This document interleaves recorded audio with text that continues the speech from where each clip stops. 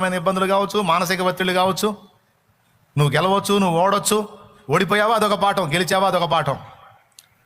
సమృద్ధి కలిగి ఉన్నావా అదొక పాఠం, బీదరికంలో ఉన్నావా అదొక పాఠం. ప్రతి దాని నుండి కొన్ని నేర్పుకుంటున్నాడు దేవుడు, నీకు నాకు నేర్పుకుంటాడు. ఆయన అనుకున్న మెట్టులోనికి మనం వచ్చిందాకా మనల్ని సర్దుబాటు చేస్తానే ఉంటాడు. ఆయన కోరింది కూడా అదే. నేను నిన్ను వాడుకొనున్నట్లు నీవు నాకు ఆధారమగునట్లు ఇదిగో దిద్దుబాటుని ఎప్పటికప్పుడు నీవు ఒప్పుకోవలసి ఉంది, అటు ఇష్టమైతే రా అంటాడు. అలా ఒప్పుకుంటే మనల్ని చేతి కిందకి తీసుకుంటాడు.